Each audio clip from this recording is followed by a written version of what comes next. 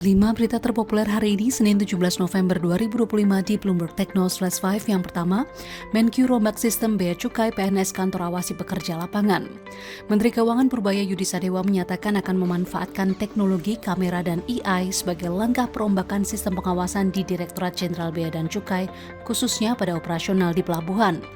Hal ini untuk mempersempit ruang gerak oknum yang terlibat dalam praktik under-invoicing. Nantinya pegawai di kantor pusat dapat memonitor pekerjaan rekan mereka di lapangan secara langsung atau real time. Lebih lanjut, untuk memastikan transparansi, Purbaya mengatakan proses pengambilan foto barang di lokasi pemeriksaan pelabuhan akan dapat diakses dan dilihat langsung dari Jakarta. Rencana ini muncul usai Purbaya menemukan adanya praktik under-invoicing pada kontainer bernilai cukai sebesar Rp220 juta saat melakukan sidak di Pelabuhan Tanjung Perak, Surabaya beberapa waktu lalu. Selain itu, ia juga menyatakan praktik ini justru dilakukan perusahaan besar dan Purbaya pun meminta agar hal tersebut berhenti dilakukan. Kedua, kondisi SMGR saat ini berat, maju kena mundur kena. Emiten BUMN PT Semen Indonesia Tbk atau SMGR kembali menghadapi situasi pasar yang berat sepanjang 2025. Dalam laporan keuangan, pendapatan SMGR pada kuartal 3 2025 turun menjadi Rp25,30 triliun, melemah Rp26,29 triliun pada periode yang sama tahun lalu. Sementara beban pokok penjualan tercatat sebesar Rp20,31 triliun, relatif stabil namun masih menekan margin di tengah permintaan domestik yang belum pulih. Riset Ina Sekuritas memaparkan secara total volume penjualan grup merosot 2% secara tahunan hingga September dengan kinerja kuartal 3 yang nyaris datar. Penjualan regional justru menjadi penopang, tumbuh 18% didorong lonjakan ekspor sebesar 25% yang mengimbangi lemahnya permintaan dalam negeri. Namun SMGR masih mampu mempertahankan rata-rata harga jual naik 1% pada kuartal 3 berkat kontribusi semen kantong. Sementara harga jual di segmen fighting brand dan ekspor juga naik 2%. Ina Sekuritas menjelaskan beban pokok penjualan turun tipis 1% menjadi Rp20,3 triliun, tetapi variable cost meningkat akibat kenaikan harga bahan bakar. Sehingga efisiensi biaya tetap dilakukan dan beban tetap berhasil ditekan 2%, sementara biaya operasional turun menjadi Rp3,8 triliun karena penghematan logistik dan promosi. Meski begitu, EBITDA masih terkoreksi 24% secara tahunan menjadi Rp3,3 triliun. Ketiga, Purbaya siapkan surat cinta untuk kejar setoran wajib pajak. Menteri Keuangan Purbaya Yudi Sadewa mendorong wajib pajak atau WP pelaku usaha segera membayar pajak sesuai besaran yang seharusnya melalui surat teguran DJP. Hal ini dilakukan Purbaya untuk terhindar dari potensi shortfall penerimaan pajak negara sepanjang tahun ini yang ditargetkan Rp2.076,9 triliun tercapai.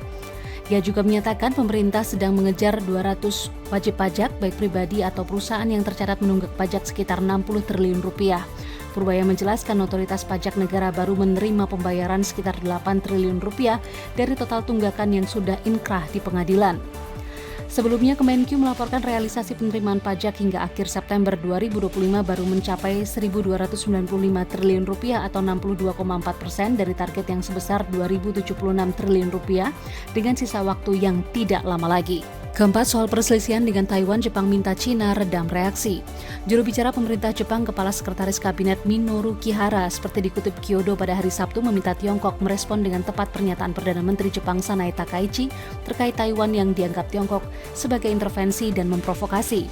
Pihak Jepang keberatan dengan imbauan pemerintah Tiongkok pada warganya agar tidak melakukan perjalanan ke wilayah Jepang dalam waktu dekat.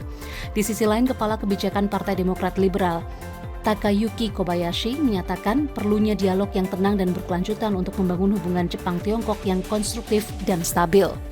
Data statistik pariwisata Jepang menunjukkan bahwa hampir 7,5 juta pengunjung dari Tiongkok daratan mengunjungi negara tersebut selama 9 bulan pertama tahun ini, yang mencakup hampir seperempat dari seluruh wisatawan mancanegara. Sementara Air China, China Southern, dan China Eastern membebaskan biaya pembatalan untuk penerbangan ke wilayah Jepang. Kelima, euforia kripto mereda, Bitcoin terjun dari rekor tertinggi. Setelah sempat naik 30%, Bitcoin jatuh di bawah level $93.714 pada Minggu 16 November 2025 membuat harganya turun di bawah penutupan akhir tahun lalu ketika pasar keuangan menguat pasca kemenangan Donald Trump dalam pemilu. Hal ini seiring meredanya euforia terhadap sikap pro-kripto pemerintahan Trump yang memudar serta pelemahan saham teknologi yang membuat minat investor turun. Dalam sebulan terakhir, banyak pembeli besar secara perlahan menarik diri menghilangkan dukungan aliran dana yang sebelumnya mendorong Bitcoin mencetak rekor. Menurut analis riset senior Nansen, Jack Canis, penurunan ini merupakan perpaduan antara aksi ambil untung oleh LTH, keluarnya dana institusi, ketidakpastian makro, dan posisi long leverage yang terhapus. Siklus fluktuasi telah menjadi pola Bitcoin sejak 2017 dan kenaikan lebih dari 13.000%, yang kemudian disusul penurunan hampir 75% pada tahun berikutnya. Sepanjang tahun, Bitcoin telah beberapa kali mengguncang investor, sempat turun hingga 74.400 US dollar pada April, saat Trump mengumumkan tarifnya, kemudian bangkit ke rekor baru sebelum kembali anjlok beberapa waktu terakhir. Itu dia 5 berita terpopuler pilihan Bloomberg Technos hari ini. Ikuti terus update selanjutnya di www.bloombergtechnos.com.